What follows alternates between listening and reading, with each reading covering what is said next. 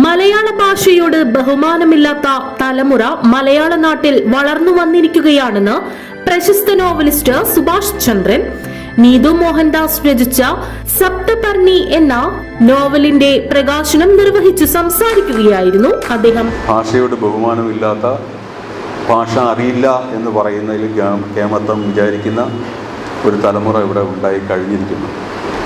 നിരക്ഷരരുടെ നവകേരളം പുലർന്നിരിക്കുന്നു. 10ാം class കഴിഞ്ഞാലും സ്വന്തം പേര് പോലും എഴുതാൻ സാധിക്കാത്ത ഒരു തലമുറ, ഒരു വാചകം പോലും തെറ്റില്ലാതെ പറയുവാനോ എഴുതുവാനോ കഴിയാത്ത ഒരു തലമുറ ഇവിടെ ഉണ്ടായി വന്നിട്ടും നമുക്ക് ആർക്കും അതിനകത്ത് ഒരു കുണ്ഠിതമില്ല. നമ്മൾ അതിനെപ്പറ്റി ഒരു പ്രധാനപ്പെട്ട വിഷയമായിട്ട് നമ്മൾ വിചാരിക്കുന്ന പോലുമില്ല. അവൻ ഇംഗ്ലീഷ് അറിയാലോ, എൻ്റെ കുഞ്ഞ് കമ്പ്യൂട്ടർ കിട്ടിയ വിടില്ല, അവൻ അതുമ്പോൾ തന്നെ എന്താ കളിക്കുന്നതെന്ന് അഭിമാനത്തോടെ പറയുന്ന അച്ഛനമ്മമാർക്ക് എൻ്റെ കുഞ്ഞിന് സ്വന്തം അച്ഛൻ്റെ പേരോ അമ്മയുടെ പേരോ തെറ്റാതെ മലയാളത്തിൽ എഴുതുവാൻ അറിയില്ല എന്ന് പറയുന്ന ഒരു ലജ്ജയും ഉളവാക്കുന്നില്ല എന്ന് പറയുന്നത് വളരെ ശോചനീയമായിട്ടുള്ള ഒരു പരിതസ്ഥിതിയിലാണ് നമ്മൾ മലയാളികളെ കൊണ്ടെത്തിച്ചിട്ടുള്ളത്. ഇതിന് കാരണങ്ങൾ പലതുണ്ട്. അതിൻ്റെ പ്രധാനപ്പെട്ട കാരണം അധികാരത്തിലിരിക്കുന്ന ആളുകൾക്ക് മഹത്വത്തിൻ്റെ ഒരു എലമെൻറ്റ് വേണം എന്നുള്ളതാണ് അതിൻ്റെ പ്രധാനപ്പെട്ട കാരണം. നമ്മളെ ഭരിക്കുന്ന ആളുകൾക്ക് എല്ലാ ലോകത്തും എല്ലാ കാലത്തും ഭരിക്കുന്ന ആളുകൾക്ക് അവർ വെറുതെ ഒരു പൊളിറ്റിക്കൽ നേതാവ് മാത്രമായിരുന്നാൽ പോരാ. അവർക്ക് എന്തെങ്കിലും ഒരു മഹത്വത്തിൻ്റെ, ഗ്രേറ്റ്നെസ്സിൻ്റെ ഒരു എലമെൻറ്റ് അവരുടെ ആത്മാവിൽ ഉണ്ടെങ്കിൽ മാത്രമേ ഇതിനെ സമഗ്രമായിട്ട് നോക്കിക്കാണുവാനും ഭാവിയിലേക്കുള്ള പദ്ധതികൾ ആവിഷ്കരിക്കാൻ സാധിക്കുകയുള്ളൂ. മലയാള ഭാഷ ശരിയായ വിധത്തിൽ വശമില്ലെന്ന് പറയുന്നത് ഒരു അന്തസ്സായി കരുതുകയാണ് മലയാളികളിൽ പലരും. മലയാള ഭാഷയോട് നിരക്ഷരമായ നവകേരളമാണ് ഇപ്പോൾ പുനർജനിക്കുന്നത്. മലയാള നാട്ടിൽ ജോലിക്ക് വന്നിട്ടുള്ള അതിഥി തൊഴിലാളികൾ മലയാളത്തെ കൂടുതലായി പഠിക്കുവാൻ മുന്നോട്ട് വരുന്നുണ്ട്.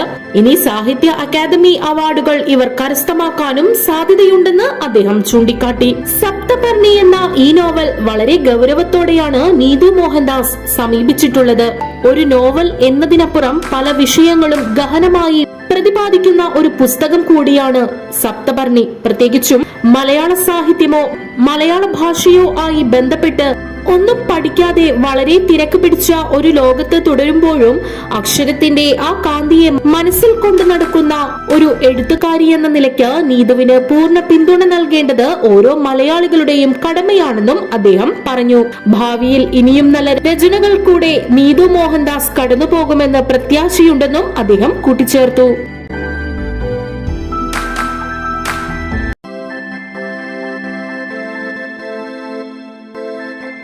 നീതു മോഹൻദാസിൻ്റെ സപ്തപർണി എന്ന് പറയുന്ന നോവലിൻ്റെ പ്രകാശനത്തിൽ ഇത്തരം ഒരു പൂർവ്വകാല കാര്യങ്ങൾ കൂടി ഓർമ്മിക്കേണ്ടത് പ്രധാനപ്പെട്ടൊരു കാര്യമാണ്. ഇത് വെറുതെ ഒരു പുസ്തക പ്രകാശനം മാത്രമല്ല, ഒരു പുസ്തക പ്രകാശനം, ഒരു നോവൽ പ്രകാശനം ഈ സന്ധ്യയ്ക്ക് മാത്രം അവകാശപ്പെട്ട ഒന്നല്ല. അത് പൂർവ്വം ആയിട്ടുള്ള ഭൂതകാലത്തിൻ്റേതായിട്ടുള്ള ഒരുപാട് വെളിച്ചങ്ങളെ ആവഹിക്കുന്നു എന്നുള്ളത് പ്രധാനപ്പെട്ട കാര്യമാണ്. 5 മിനിറ്റ് കൊണ്ടോ 20 മിനിറ്റ് കൊണ്ടോ ഒരു ഡിന്നർ കൊണ്ടോ അവസാനിക്കേണ്ടതൊന്നല്ല ഈ സന്ധ്യയുടെ മഹത്വം, ഈ സന്ധ്യയുടെ ധന്യത എന്ന് ഓർമ്മിപ്പിക്കാൻ വേണ്ടിയിട്ട്. അതുകൊണ്ടാണ് നമ്മുടെ പിക്കാസോ എന്ന് പറയുന്ന വലിയ ചിത്രകാരൻ തൻ്റെ ചിത്രം വരച്ചു തരണമെന്നൊരു സമ്പന്ന ആവശ്യപ്പെടുകയും 2 മിനിറ്റ് കൊണ്ട് ഒരു പടം വരച്ചിട്ട് പിക്കാസോ എന്ന് എഴുതി ഒപ്പിട്ട് കൊടുക്കുകയും ചെയ്തപ്പോൾ അവർ താങ്ക്സ് പറഞ്ഞ് പോകാൻ ശ്രമിച്ചപ്പോൾ പിക്കാസോ പറഞ്ഞല്ല, അതിൻ്റെ പൈസ വെച്ചിട്ട് പോകും, $5000 വെച്ചിട്ട് പോകാൻ പറഞ്ഞു. അപ്പോൾ ഇവിടെ ഞെട്ടിപ്പോയി ധനിക. ഈ പിക്കാസോ എന്ന് പറയുന്ന അന്ന് ചെറുപ്പക്കാരനാണ്. 2 മിനിറ്റ് പോലും എടുക്കാതെ വരച്ച ചിത്രത്തിന് $5000 എന്ന് അവർ നേരിട്ട് മുഖത്ത് നോക്കി ചോദിച്ചു. നമ്മൾ എഴുത്തുകാരോട് ചിത്രകാരന്മാരോടൊക്കെ നമുക്ക് അധിക്ഷേപിച്ച് സംസാരിക്കാൻ നമുക്ക് ഇവിടെ മാത്രമല്ല എല്ലായിടത്തും മടിയൊന്നുമില്ല.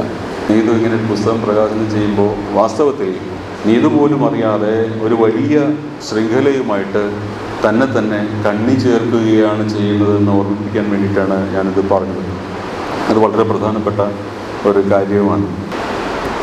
സപ്തപർണി എന്നുള്ള പേരെന്താണ്? അതൊരു പുഴയുടെ പേരാണോ, അല്ലെങ്കിൽ അതെന്താണ് എന്ന് സാധാരണഗതിയിൽ പുതിയ തലമുറയ്ക്ക് അതറിയും. എന്നെപ്പോലെ മലയാള എംഎക്കാർക്ക് മാത്രമേ അത് പെട്ടെന്ന് മനസ്സിലാവുള്ളൂ. സപ്തപർണി എന്ന് വെച്ചാൽ 7 പർണം എന്ന് വെച്ചാൽ നിങ്ങൾക്കറിയാം. പർണശാല എന്ന് വെച്ചാൽ ഇല കൊണ്ടുണ്ടാക്കിയ കുടിലാണെന്ന് നിങ്ങൾക്കറിയാം അല്ലേ.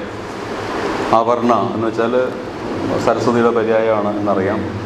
പർണം എന്ന് വെച്ചാൽ ഇല എന്നാണ് അർത്ഥം. സപ്തപർണി എന്ന് വെച്ചാൽ 7 ഇലയുള്ള എന്തോ ഒന്ന്. അത് മലയാളത്തിൽ ഏഴിലം പാല അല്ലാതെ മറ്റൊന്നുമല്ല എന്ന് നമുക്ക് പെട്ടെന്ന് മനസ്സിലാവും. ഏഴിലം പാലയുടെ സാംസ്കൃതിക് നെയിമാണ്, സംസ്കൃത നാമമാണ് സപ്തപർണി. അപ്പോൾ ഈ ഏഴിലം പാല എന്ന് പറയുമ്പോൾ തന്നെ നിങ്ങളുടെ മനസ്സിൽ പാല കണ്ടിട്ടുള്ളവർ പാലപൂത്ത പരിമളമെത്തി പാതിരാവിനെ പുൽകുമ്പോൾ എന്നൊക്കെ സുഗതവുമായി ടീച്ചർ അല്ല, അത് നമ്മുടെ ചെങ്ങമ്പുഴയുടെയാണ്. ചെങ്ങമ്പുഴ തൻ്റെ കുടീരത്തിൽ അല്ലേ, മരണകുടീരത്തിൽ എഴുതി വയ്ക്കുവാൻ വേണ്ടി നേരത്തെ എഴുതി വച്ചിരുന്ന വരികളിലൊന്നാണ് അത്. അതിനുവേണ്ടി എഴുതിയതല്ല, പക്ഷേ മന്ദമന്ദം പൊടിപ്പതായി കേൾക്കാം സ്പന്ദനങ്ങൾ ഈ കല്ലറയ്ക്കുള്ളിൽ എന്നൊക്കെ ചെങ്ങമ്പുഴ എഴുതി വെച്ച് ചെങ്ങമ്പുഴയുടെ കല്ലറയിലെ എടപ്പള്ളി പോയാൽ നിങ്ങൾക്ക് വായിക്കാൻ പറ്റും.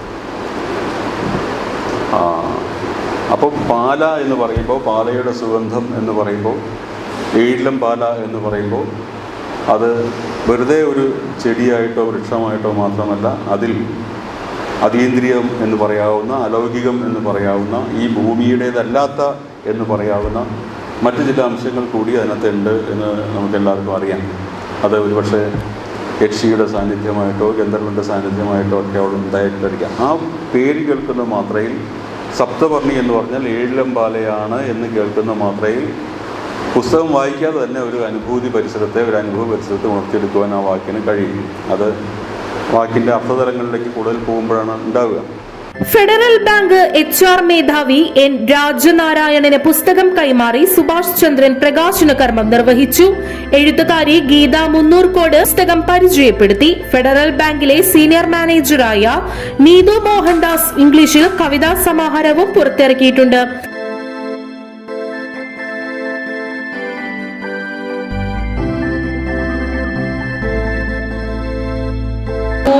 എന്ന നിദ്രരഹിത നഗരത്തിൻ്റെ സവിശേഷതകൾ, പിന്നെ വേറെ ഒന്ന് കണ്ട് ഞാൻ സ്വീഡനിൽ സംഭവിക്കുന്ന അവിടെ അപൂർവമായി ദർശിക്കാൻ കഴിയുന്ന ഒരു ധ്രുവദീപ്തി, അതേക്കുറിച്ച് നല്ലൊരു വിവരണം കൊടുക്കുന്നുണ്ട്. അല്ല, കുറേ കാര്യങ്ങൾ അന്വേഷിച്ചറിഞ്ഞ് ഈ നോവലിൽ ചേർത്ത് വെച്ചിട്ടുണ്ട്. അത് ഓരോ കഥാസന്ദർഭങ്ങൾക്കും അനുയോജ്യമായ വിധത്തിലാണ് ചേർത്ത് വെച്ചിട്ടുള്ളത്. അതാണ് കാര്യം. വായനക്കാർക്ക് കുറച്ചും കൂടെ അറിവ് കിട്ടും. നോവൽ വായിച്ച കഥ മാത്രമല്ല, വേറെ കാര്യങ്ങളും നമുക്കറിയാത്ത, ഞാൻ കുറേ കാര്യങ്ങൾ പഠിച്ചു. അത് എനിക്കറിയാത്ത കുറേ കാര്യങ്ങൾ, പഴമയിൽ കുറേ കാര്യങ്ങളുണ്ട്, അതെല്ലാം എനിക്ക് മനസ്സിലായി. പിന്നെ ചുമർ ചിത്രകല ഒക്കെ അതെല്ലാം നമുക്ക് വ്യക്തമായിട്ടൊന്നും എല്ലാം അറിയില്ല. പക്ഷേ നീതു നോവലിൽ അതൊരു അധ്യായമായിട്ട് തന്നെ കൊടുത്തിട്ടുണ്ട്. എന്തെല്ലാം സൂക്ഷ്മത വേണം അതിൽ, ചിത്രകലയിലെ സൂക്ഷ്മതകൾ, അതിനായിട്ട് ഉപയോഗിക്കുന്ന ചായങ്ങൾ, ആ ചായക്കൂട്ടുകൾ എങ്ങനെ ഉണ്ടാക്കണം, അതിൻ്റെ ഉപയോഗിക്കുന്ന വിദ്യകൾ, പിന്നെ അങ്ങനെ ഏതു വിധത്തിൽ എങ്ങനെ എപ്പോൾ സമയപരിധിയും കൂടെ വെച്ചിട്ടുണ്ട്. അതൊക്കെ അതിനെപ്പറ്റിയൊക്കെ അന്വേഷിച്ച് വ്യക്തമായി ഈ നോവലിൽ ഉപയോഗിച്ചിട്ടുണ്ട്. പിന്നെയുള്ളതൊന്ന് തിരുവില്ലാമല പുനർജൻ ഒരു സമയമില്ലായ്മയുടെ ഒരു കാര്യമാണ്. സമയമില്ലായ്മയല്ല, ശരിക്കും അഭിരുചിയില്ലായ്മയാണ് നമ്മുടെ പ്രശ്നം എന്നാണ് എനിക്ക് തോന്നുന്നത്. അംസർ പറഞ്ഞ് രാവിലെ 4 മണിക്ക് എഴുന്നേറ്റ് 4 മണിക്ക് എഴുന്നേറ്റ് എക്സസൈസ് ചെയ്യാൻ പറയുകയാണെങ്കിൽ ഒരു പക്ഷേ ഞാൻ ചിലപ്പോൾ മടി കാണിച്ചേനെ. പക്ഷെ രാവിലെ എഴുന്നേറ്റ് ഇന്ന് എഴുതിയാലോ എന്നൊരു ചിന്ത വന്നാൽ ഇന്ന് വേണോ എന്നൊരു രണ്ടാമത്തെ ചിന്തയില്ല. കാരണം ഇന്ന് എഴുതുന്ന വാചകങ്ങൾ നാളെ കിട്ടിയെന്ന് വരില്ല, ഇന്ന് എഴുതിയ കഥ ചിലപ്പോൾ നാളെ വന്നെന്ന് വരില്ല.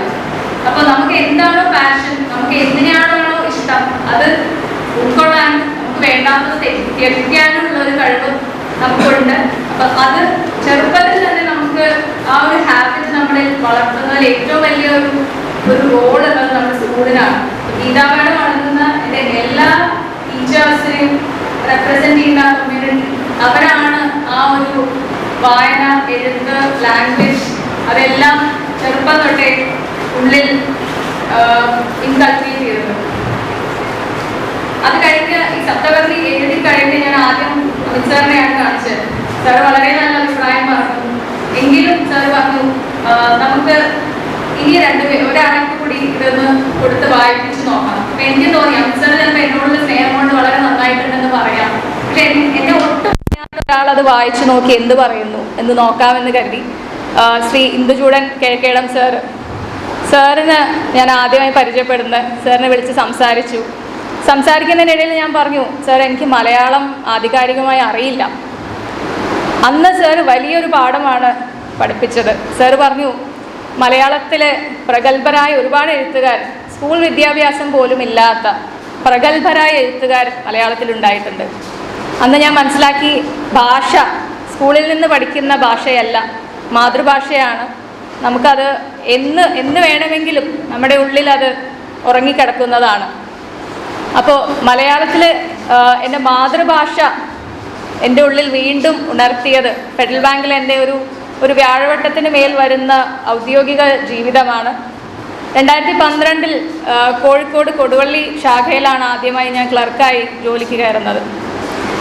ക്ലർക്കായതുകൊണ്ട് ഒരുപാട് സമയമുള്ളത് കൊണ്ട് എഴുതാനും വായിക്കാനും സംഗീതത്തിനും എല്ലാത്തിനും ഉപയോഗിക്കാൻ പറ്റിയിരുന്നു. പൗരന്യൂസ് ബ്യൂറോ, ആലുവ.